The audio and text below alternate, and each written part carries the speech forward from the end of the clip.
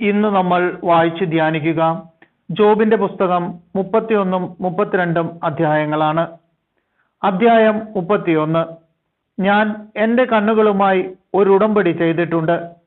അപ്പോൾ ഞാൻ എങ്ങനെ ഒരു കന്യകയെ നോക്കും? ഉന്നതനായ ദൈവത്തിൽ നിന്നുള്ള എൻ്റെ ഓഹരിയും സർവശക്തനിൽ നിന്നുള്ള എൻ്റെ അവകാശവും എന്തായിരിക്കും? നീതി കെട്ടവന് അപകടവും അക്രമം പ്രവർത്തിക്കുന്നവന് വിനാശവും സംഭവിക്കുകയില്ലേ? അവിടുന്ന് എൻ്റെ മാർഗങ്ങൾ നിരീക്ഷിക്കുകയും എൻ്റെ കാലടികൾ എണ്ണുകയും ചെയ്യുന്നില്ലേ?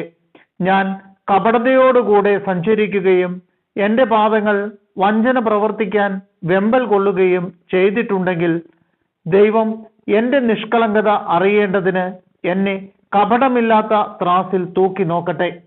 ഞാൻ വഴിതെറ്റിപ്പോയിട്ടുണ്ടെങ്കിൽ, കാണുന്നതിലെല്ലാം ഞാൻ അഭിലാഷം പൂണ്ടിട്ടുണ്ടെങ്കിൽ, എൻ്റെ കരങ്ങൾ കളങ്കിതമാണെങ്കിൽ, ഞാൻ വിതച്ചത് അന്യൻ അനുഭവിക്കട്ടെ. എൻ്റെ വിള വേരോടെ നശിക്കട്ടെ.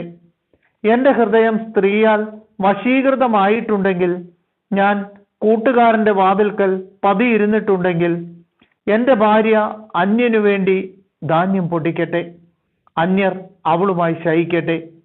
എന്തെന്നാൽ അത് ഹീനമായ കുറ്റമായിരിക്കും. ന്യായാധിപന്മാർ ശിക്ഷ വിധിക്കേണ്ട അകൃത്യം നരകത്തിലേതുപോലെ ദഹിപ്പിക്കുന്ന അഗ്നിയായിരിക്കും അത്. എൻ്റെ സമ്പത്ത് അത് നിർമൂലമാക്കും. പരാതിയുമായി എന്നെ സമീപിച്ച ദാസന്റെയോ ദാസിയുടെയോ അഭ്യർത്ഥന ഞാൻ നിരാകരിച്ചിട്ടുണ്ടെങ്കിൽ, ദൈവം എഴുന്നേൽക്കുമ്പോൾ ഞാൻ എന്തു ചെയ്യും? അവിടുന്ന് അന്വേഷണം നടത്തുമ്പോൾ ഞാൻ എന്തു മറുപടി പറയും? അമ്മയുടെ ഉദരത്തിൽ എന്നെ ഉരുവാക്കിയവൻ തന്നെയല്ലേ അവനെയും സൃഷ്ടിച്ചത്? അമ്മയുടെ ഉദരത്തിൽ ഞങ്ങൾക്ക് 2 പേർക്കും രൂപം നൽകിയത് ഒരുവൻ തന്നെയല്ലേ? പാവങ്ങൾ ആഗ്രഹിച്ചതെന്തെങ്കിലും ഞാൻ മുടക്കിയിട്ടുണ്ടെങ്കിൽ, വിധവയുടെ കണ്ണുകൾ അന്ധമാക്കിയിട്ടുണ്ടെങ്കിൽ, എൻ്റെ ആഹാരം ഞാൻ തനിയെ ഭക്ഷിക്കുകയും അനാഥർക്ക് അതിൻ്റെ ഓഹരി ലഭിക്കാതിരിക്കുകയും ചെയ്തിട്ടുണ്ടെങ്കിൽ, യൗവനം മുതൽ അവനെ ഞാൻ പിതാവിനെ പോലെ പോറ്റുകയും ജനിച്ചപ്പോൾ മുതൽ നയിക്കുകയും ചെയ്തു.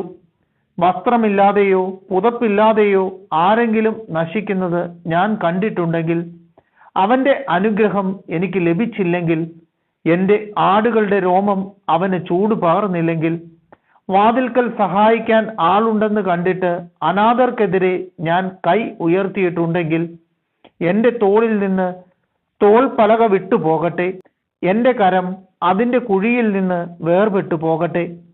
ദൈവത്തിൽ നിന്നുള്ള വിനാശത്തെക്കുറിച്ച് ഞാൻ ഭീതിയിൽ മുഴുകിയിരുന്നു. അവിടുത്തെ പ്രഭാവത്തിന് അഭിമുഖീഭവിക്കാൻ എനിക്ക് കഴിഞ്ഞില്ല. സ്വർണമായിരുന്നു എൻ്റെ ആശ്രയമെങ്കിൽ, തങ്കത്തിൽ എൻ്റെ പ്രത്യാശ അർപ്പിച്ചിരുന്നെങ്കിൽ, എൻ്റെ സമ്പത്ത് വലുതായിരുന്നതുകൊണ്ടോ എൻ്റെ കൈകളിൽ ഏറെ ധനം വന്നു ചേർന്നതുകൊണ്ടോ ഞാൻ ആനന്ദിച്ചിരുന്നെങ്കിൽ, സൂര്യൻ പ്രകാശിക്കുന്നതോ ചന്ദ്രൻ ശോഭിക്കുന്നതോ നോക്കിയിട്ട് എൻ്റെ ഹൃദയം ഗൂഢമായി വശീകരിക്കപ്പെടുകയും ഞാൻ എൻ്റെ കരം ചുംബിക്കുകയും ചെയ്തിരുന്നെങ്കിൽ, അതും ന്യായാധിപന്മാർ ശിക്ഷ വിധിക്കേണ്ട ഒരു കുറ്റമാകുമായിരുന്നു. എന്തെന്നാൽ അത് ഉന്നതനായ ദൈവത്തെ തിരസ്കരിക്കലാകുമായിരുന്നു. എന്നെ വെറുക്കുന്നവന്റെ നാശത്തിൽ ഞാൻ സന്തോഷിച്ചെങ്കിൽ, അവന്റെ അനർത്ഥത്തിൽ ഞാൻ ആഹ്ലാദിച്ചെങ്കിൽ, അവന് പ്രാണഹാനി വരാൻ വേണ്ടി അവനെ ശപിച്ച് പാപം ചെയ്യാൻ ഞാൻ എൻ്റെ നാവിനെ ഒരിക്കലും അനുവദിച്ചിട്ടില്ല. അവൻ നൽകിയ മാംസം മതിയാവോളം കഴിക്കാത്ത ആരുണ്ട് എന്ന് എൻ്റെ കൂടാരത്തിലെ ആളുകൾ ചോദിച്ചില്ലെങ്കിൽ, പരദേശി തെരുവിൽ പാർക്കേണ്ടി വന്നിട്ടില്ല. വഴിപോക്കന് ഞാൻ എൻ്റെ വാതിൽ തുറന്നു കൊടുത്തിട്ടുണ്ട്.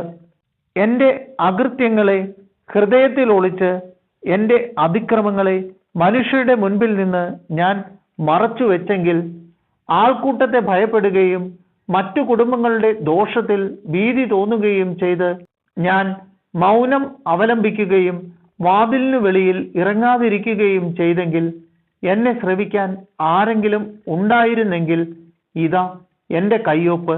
സർവശക്തൻ എനിക്കുത്തരം നൽകട്ടെ. എൻ്റെ ശത്രു എനിക്കെതിരെ എഴുതിയ കുറ്റാരോപണം കിട്ടിയിരുന്നെങ്കിൽ, ഞാൻ അതെന്റെ തോളിൽ വഹിക്കുമായിരുന്നു. കിരീടം പോലെ ഞാൻ അതിനെ എന്നോട് ചേർക്കുമായിരുന്നു. എന്റെ പ്രവർത്തികളുടെ കണക്ക് ഞാൻ അവിടുത്തെ ബോധിപ്പിക്കുമായിരുന്നു. രാജകുമാരനെ പോലെ ഞാൻ അവിടുത്തെ സമീപിക്കുമായിരുന്നു. എന്റെ വയലുകൾ എനിക്കെതിരായി നിലവിളിച്ചിട്ടുണ്ടെങ്കിൽ, അതിന്റെ ഉഴവുചാലുകൾ ഒന്നായി കരഞ്ഞിട്ടുണ്ടെങ്കിൽ, അതിന്റെ ഉൽപ്പന്നങ്ങൾ വില കൊടുക്കാതെ ഞാൻ വാങ്ങി ഭക്ഷിച്ചിട്ടുണ്ടെങ്കിൽ, അതിന്റെ ഉടമസ്ഥന്മാരുടെ മരണത്തിന് ഞാൻ കാരണമായിട്ടുണ്ടെങ്കിൽ, ഗോതമ്പിന് പകരം മുള്ളുകളും ബാർലിക്ക് പകരം കളകളും വളരട്ടെ. ജോബിന്റെ വാക്കുകളുടെ സമാപ്തി. അധ്യായം 32.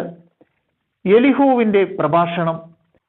ജോബിന് താൻ നീതിമാനാണെന്ന് തോന്നിയതുകൊണ്ട് ഈ 3 പേരും തങ്ങളുടെ വാദം മതിയാക്കി.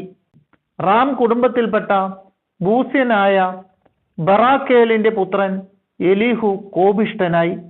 ദൈവത്തെക്കാൾ തന്നെ നീതീകരിച്ചതുകൊണ്ട് ജോബിന്റെ നേരെ അവന്റെ കോപം വർദ്ധിച്ചു. ജോബ് തെറ്റ് ചെയ്തെന്ന് അവന്റെ 3 സ്നേഹിതന്മാരും പ്രഖ്യാപിച്ചെങ്കിലും തക്ക മറുപടി നൽകാൻ അവർക്ക് കഴിയാഞ്ഞതുകൊണ്ട് അവരോടും അവൻ കോപിച്ചു. അവർ തന്നേക്കാൾ പ്രായമുള്ളവരായതുകൊണ്ട് എലീഹു മറുപടി പറയാതെ കാത്തിരുന്നു. എന്നാൽ അവർ 3 പേരും മറുപടി പറയുന്നില്ലെന്ന് കണ്ടപ്പോൾ അവൻ കുപിതനായി.